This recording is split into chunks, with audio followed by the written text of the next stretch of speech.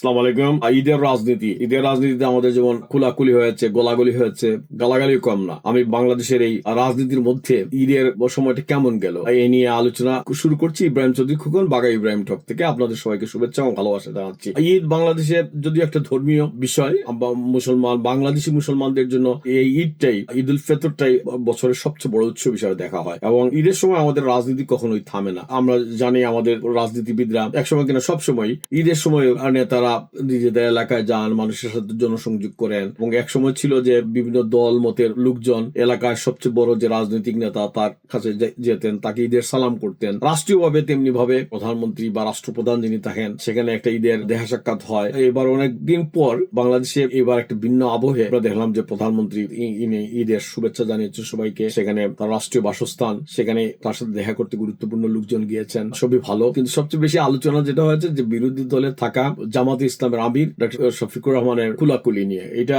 আমরা বাইরে থেকে আমরা পূর্ণাঙ্গ ভিডিও দেখি নাই। এইটা প্রচার উপপ্রচার যেভাবে হোক, বিষয়টা যেভাবে উপস্থাপিত হয়েছে, জামাতের আমিরকে ভিন্নভাবে উপস্থাপনের চেষ্টা করা হচ্ছে, এটা অনেকটা রাজনৈতিক প্রচারও হইতে পারে, আবার তারও একটা অনিয়ন্ত্রিত প্রকাশ এটাও হইতে পারে। তো আমি মনে করি যে আমরা জামাতে ইসলামের রাজনীতি অপছন্দ করি, এটা যেমন ঠিক, আমাদের বাংলাদেশের একজন রাজনৈতিক নেতাকে বাইরের লোকজন যদি ভিন্ন কারণে কটাক্ষ করে বা তাদের মিনিমাম যোগ্যতা নিয়েও সামাজিক আচার আচরণ এইসব নিয়ে কথা বলে, এটার মধ্যে আমি সুখবোধের কিছু দেখি না। আমাদের রাজনীতি এতটাই বিদ্বেষী হয়ে গেছে যে আমি যাকে অপমান করতে পারি সে পরে পরে যদি অপমানিত হয় আমরা সুখবোধ করি। আমরা বাইরে থেকে কিন্তু আমরা টের পাই যে একজন বাংলাদেশের জামাতে ইসলামের রাজনীতির একাত্ম বিরোধিতা আমরা করে আসছি এবং করে যাব। জামাত যে রাজনীতি করতেছে 71 সালে তাদের যে ভূমিকা এবং সেই ভূমিকার জন্য তাদের কোনো গ্লানিবোধ নেই, ক্ষমা চেয়ে বাংলাদেশের মানুষের কাছে রাজনীতিতে তারা আসে নাই।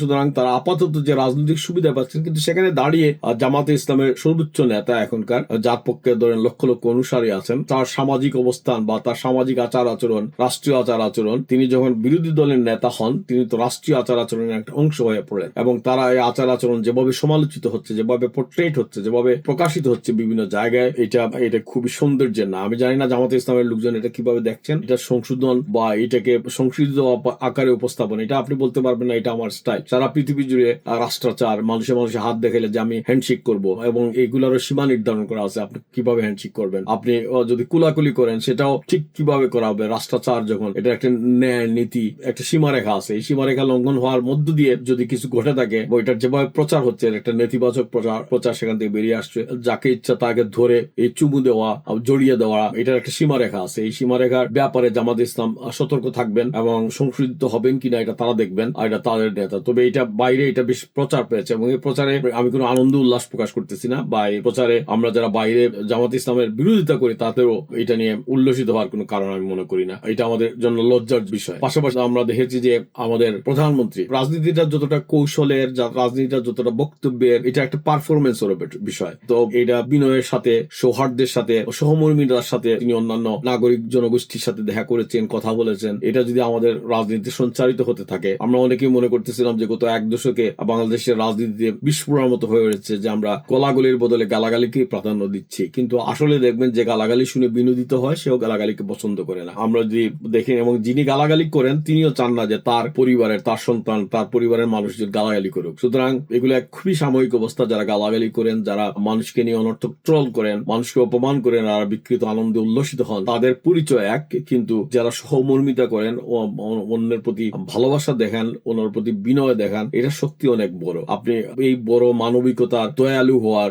ভালোবাসা দেখানোর শক্তির চেয়ে দুর্বৃত্তের শক্তি কখনো বড় হয় নাই। এটা আপাতত হয়তো দেখা যাবে যে মানুষ উল্লাস করতেছেন, আপাতত দেখা হবে যে বলে দেওয়া হবে যে আমি কি পরম হাজি মহসিন হয়ে গেছি, আমি সবার প্রতি দয়ালু আচরণ করব। কিন্তু শেষ পর্যন্ত এই দয়ালুতা, মানবিকতা এসবই প্রাধান্য পেতে দেখেছি আমরা জীবনভর। এবং তারপরে যদি কেউ বলেন না আমি আমার এইসব গালাগালি নিয়ে থাকবো, এখানেই আমার আনন্দ, আপনার বিকৃত আনন্দ করে একজন তার জীবন কাটাতে চায়, ওখানেই যদি আনন্দ কেউ খুঁজে পায়, পাক না, মানে সেখানেও আমার কোনো আপত্তি দেখি না। আমার আপত্তি হলো যে বহু মানুষ ভুল পথেই তার জীবন কাটিয়ে দেয় এবং ভুলের মধ্যেই সে মনে করে যে সে এটাই তার সঠিক, এবং সে মানুষের অজস্র উদাহরণ দেখা যাবে। মানে কোটি কোটি মানুষ একটা নোংরা জলে যদি স্নান করে সেই জল পবিত্র হয় না। আপনি লক্ষ লক্ষ মানুষ কিছু গালাগালি শুনলেই এই মানুষ আবার হেমিলনের বংশীবাদক হয়ে ওঠে না। সো আমরা আজকের এই রাষ্ট্রাচারে যে অবস্থা চলছে, আমরা বাংলাদেশকে যে অবস্থা নিয়ে গেছিলাম, আমরা জানি বাংলাদেশের শীর্ষ পর্যায়ে বসা লোকজন যে ভাষায় কথা বলেছেন ইতিমধ্যে আর এর আগে, সেখান থেকে এটা বিশেষ সঞ্চার প্রচারিত হয়েছে এবং আমরা সেখান থেকে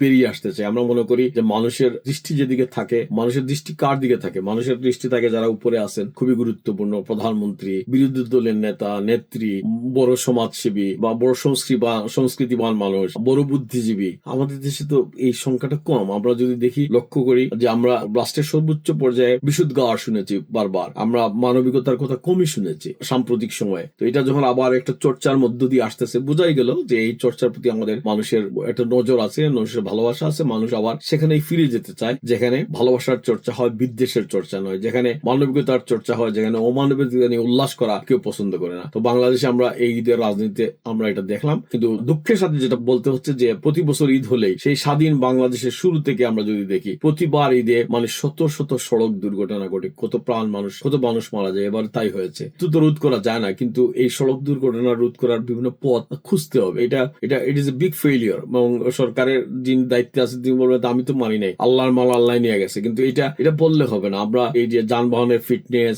অতিরিক্ত লোক বুঝাই করা, রাস্তাঘাটের দুর্ঘটনা এসব বন্ধ করার জন্য দয়া করে এইসব থেকে আমাদের বেরিয়ে আসতে হবে। আমাদের সড়ক দুর্ঘটনা বাংলাদেশের একটা অভিশাপ হয়ে দাঁড়িয়েছে এবং সারা পৃথিবীর আমার মনে হয় সবচেয়ে বেশি সড়ক দুর্ঘটনা হয় এবং এই সময়টাতে বেশি হয় বাংলাদেশে। এটা পত্রিকা খুললেই বা অনলাইন পোর্টালে আমরা গেলেই জলজল করতেছে।